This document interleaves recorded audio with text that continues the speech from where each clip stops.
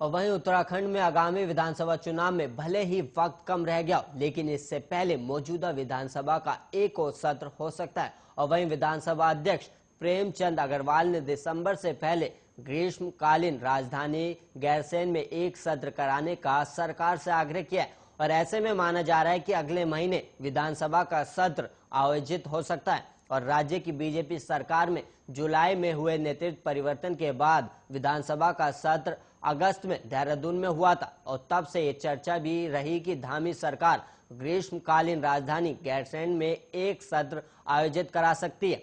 और वहीं वजह यह कि मुख्यमंत्री पुष्कर सिंह धामी के कार्यकाल में गैरसैंण में अभी तक कोई सत्र नहीं हुआ है। और वहीं गैरसैंण में सत्र आयोजित कर सरकार वहां से पर्वतीय क्षेत्र के विकास के लिए कोई बड़ा ऐलान भी कर सकती है। और इसके साथ ही गैरसैंण राजधानी परिक्षेत्र की मुहिम को तेजी से आगे बढ़ाकर पर्वतीय क्षेत्र के मतदाताओं को साधने का भी प्रयास कर सकती है, क्योंकि यहाँ की जनभावनाओं से जुड़ा मामला है। और यही नहीं, विधानसभा अध्यक्ष प्रेमचंद अग्रवाल भी गैरसैंण से में सत्र के आयोजन पर जोर देते रहे। और सोमवार को विधानसभा अध्यक्ष अग्रवाल ने कहा कि उनकी राय में दिसंबर से पहले एक सत्र होना चाहिए। और उन्होंने बताया कि इस संबंध में मुख्यमंत्री से आग्रह किया गया कि सत्र में आयोजित कराया जाना चाहिए। और उन्होंने कहा कि सत्र हो अथवा नहीं, इस बारे में निर्णय सरकार को लेना।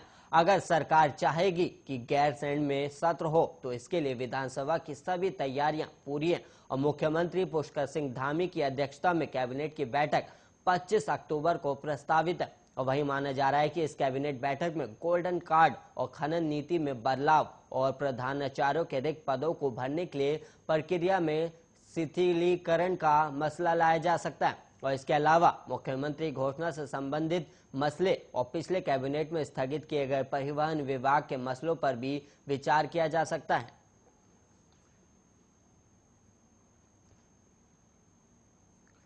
और वहीं सैनिक बहुल उत्तराखंड में कांग्रेस इस बार पिछले चुनाव की तुलना में ज्यादा सावधान है। और सैन्य परिवारों से संबंधित 12% मतदाताओं को लुभाने के लिए कांग्रेस ने कोई कसर नहीं छोड़ी है। और वहीं सत्तारूढ़ बीजेपी के सैन्य धाम को लेकर की जा रही तैयारी के जवाब में कांग्रेस शहीद सैनिकों के स्वजन और पूर्व सैनिकों को सम्मानित करने की मुहिम शुरू कर चुकी है। उत्तराखंड में बड़ी संख्या में सैन्य परिवारों को देखते हुए कांग्रेस उन्हें साधने की हर मुमकिन कोशिश कर रही है। और पिछले विधानसभा चुनाव में सैनिकों और पूर्व सैनिकों मतदाताओं को साधने में बीजेपी आगे रही थी। और इस बार कांग्रेस इस मामले में पीछे नहीं रहना चाहती। दरअसल राज्य में हर परिवार से एक व्यक्ति सेना में और उसका सैन्य परिवार से संबंध है। और बीजेपी देहरादून में बनाए जा रहे सैन्य धाम में प्रदेश में शहीद सैनिकों से संबंधित गांव की मिट्टी लाने के लिए शहीद सम्मान यात्रा निकाल रही है। और वहीं शहीद सैनिकों के गांव की मिट्टी को सैन्य धाम में रखा जाएगा। और बीजेपी की इन कोशिशों को संजीदगी से ले रही कांग्रेस जवाबी रणनीति के तौर पर शहीद सैनिकों के परिजनों और पूर्व सैनिकों को गांव में जाकर सम्मानित कर रही है। और वहीं पूर्व मुख्यमंत्री और प्रदेश कांग्रेस चुनाव अभियान समिति अध्यक्ष हरीश रावत, प्रदेश कांग्रेस अध्यक्ष गणेश गोदियाल और नेता प्रतिपक्ष प्रीतम सिंह समेत पार्टी के बड़े नेता इस अभियान को जोर शोर से चला रहे।